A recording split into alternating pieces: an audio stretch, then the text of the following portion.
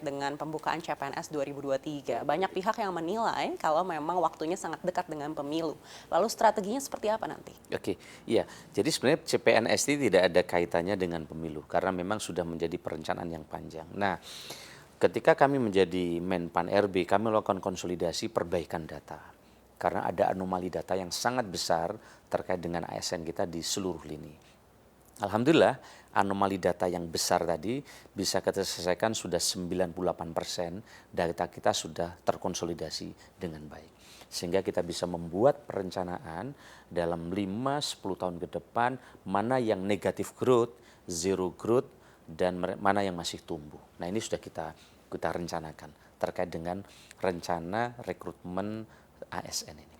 Nah, tapi yang paling penting dalam proses perencanaan ini ada dua prioritas yang ingin disegerakan, yaitu terkait dengan tenaga di pelayanan kesehatan dan yang kedua adalah tenaga di sektor pendidikan. Karena dua ini menjadi penting yang bersentuhan langsung dengan masyarakat. Nah, di tahun 2023 ini lebih dari 1.030.000 orang yang sudah kita usulkan ke Kementerian Keuangan. Tetapi masih ada beberapa kementerian lembaga dan pemerintah daerah yang kemarin belum mengusulkan. Nah, sedang kita minta lagi, kita beri afirmasi lagi untuk mereka segera mengusulkan. Nah, harapan kami formasi ini nanti bisa dioptimalkan oleh daerah. Komposisinya seperti apa? Karena di satu sisi ada non-ASN atau honorer yang mesti diberesin ini. Ya, karena ada undang-undang yang mendeadline sebenarnya untuk beresin ini. Nah, di satu sisi non-ASN ini mereka udah mengabdi lama. Ada yang 15, 20 tahun, dia belum diangkat jadi P3K. Padahal mereka telah berkontribusi. Nah, inilah yang jadi prioritas kami. Tapi kan jumlahnya mesti kita seleksi. Nah, di satu sisi ada fresh graduate. Nah, mereka ngeritik kami di medsos. Ini negara ini kalau tidak kan jadi negara honorer. Masa kami yang baru lulus, yang siap secara digital, nggak diberikan formasi, nggak direkrut. Nah inilah pilihan-pilihan yang mesti kami putuskan. Maka kami putuskan atas arahan Bapak Presiden dan banyaknya masukan kepada kami, di 2023 ini 80% adalah P3K. 80%. Salah satunya adalah memberikan afirmasi kewajiban yang sebelumnya belum ditunaikan oleh pemerintah, THK 1, THK 2, ada yang sudah lulus belum dapat formasi dan lain-lain. Ini ada PR sejak 2016. Jadi kami ini sebenarnya menyelesaikan beberapa PR yang sebelumnya belum sempat terselesaikan. Tapi insya Allah ini akan kita selesaikan ya di 2023. Terakhir nanti di 2024. Nah, tahun berikutnya terus nanti akan berkurang. Mungkin nanti yang P3K 70%, fresh graduate-nya 30%. Tentu yang fresh graduate nanti dengan kualifikasi yang sangat tinggi. Karena memang kita ingin merekrut ASN terpilih hari ini dan ke depan. Arahan Bapak Presiden, SDM ASN ini harus SDM pilihan. Di banyak negara seperti di Singapura, yang terpilih menjadi ASN adalah memang mereka yang handal. Ya, tidak ada lagi ke depan istilah rekrutmen ASN itu seperti istilah yang dulu-dulu. Itu istilah misalnya ASDP, anak saudara dan ponakan, nggak ada lagi. Karena sudah sistemnya sudah pakai sistem CAT, nggak bisa lagi diintervensi. Atau sistemnya PDAM, ponakan dan anak menantu, nggak bisa lagi. Nah, kualifikasinya akan ditinggikan.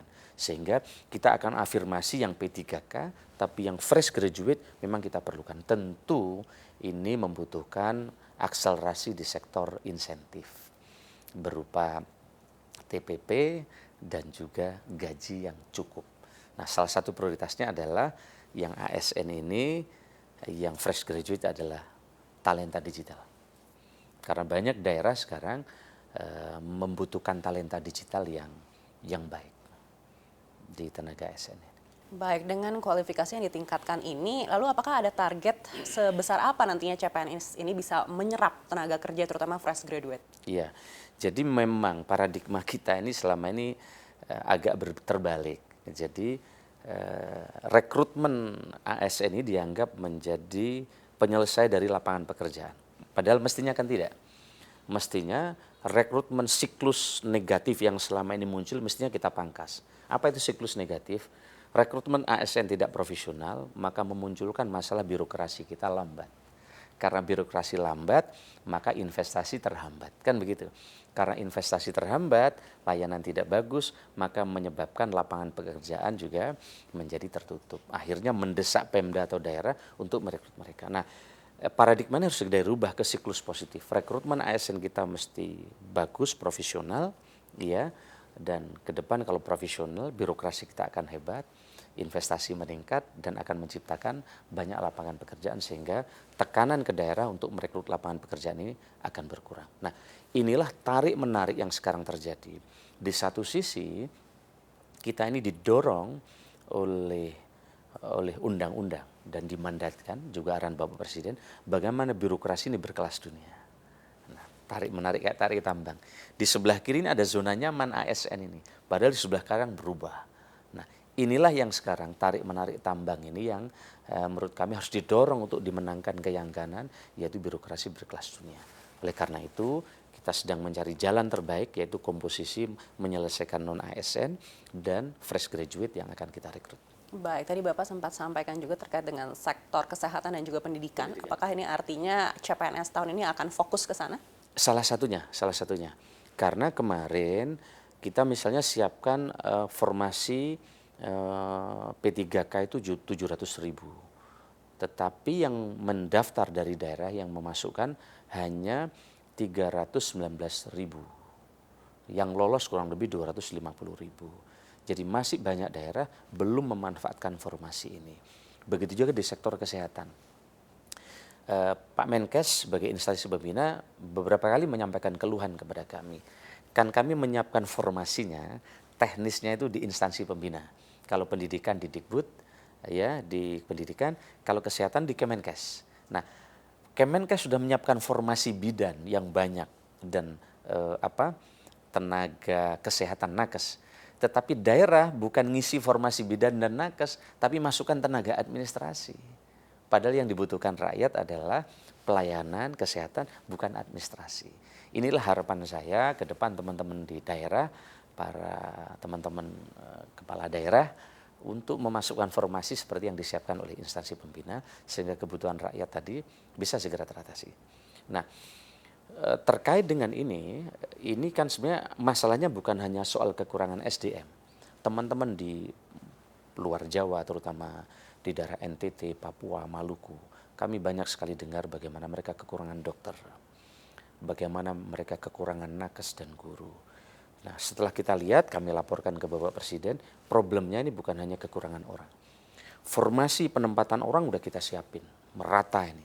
Bapak Presiden telah menyiapkan di Papua, NTT, Maluku. Nah, sayangnya setelah mereka diterima di situ dengan berbagai alasan lewat ABCD, mereka minta pindah ke kota.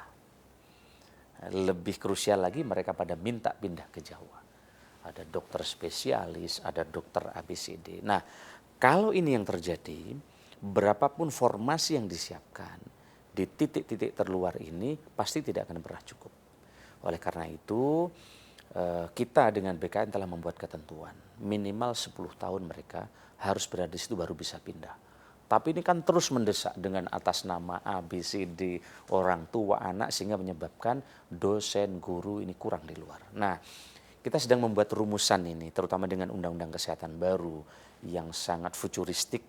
Arahan Presiden tertampung di situ dan Pak Menkes juga punya idealisme yang sama.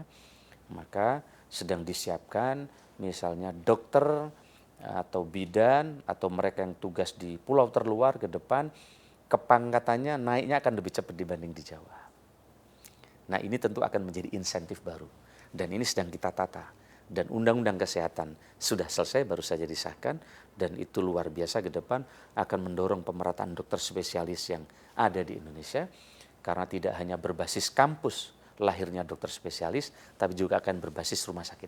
Dan kalau ini paradigma dan program ini jalan, tentu akan ada pemerataan, termasuk memberikan insentif kenaikan pangkat lebih cepat, baik dari guru maupun dari tenaga kesehatan.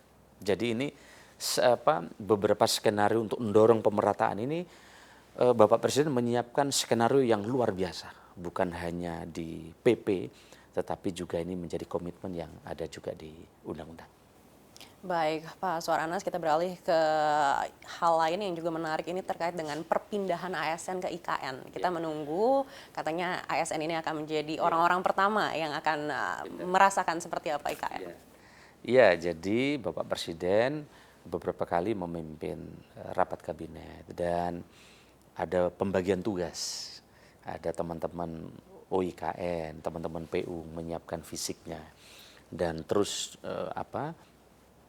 dimonitor oleh beliau dan kami lihat progresnya dan APBN-nya sudah cukup untuk di ring 1 dan Kemenpan RB ini kebagian untuk menyiapkan persiapan ASN-nya bersama BKN, LAN dan lain-lain termasuk kita sudah mengeksersis kementerian ini berapa, siapa dulu yang pindah, jabatan apa dan seterusnya. Nah, kurang lebih di sini ada 11.200-an ke depan ASN yang akan pindah di tahap pertama di 2024, kemudian kurang lebih 6 ribuan teman-teman TNI Polri yang akan pindah ke sana.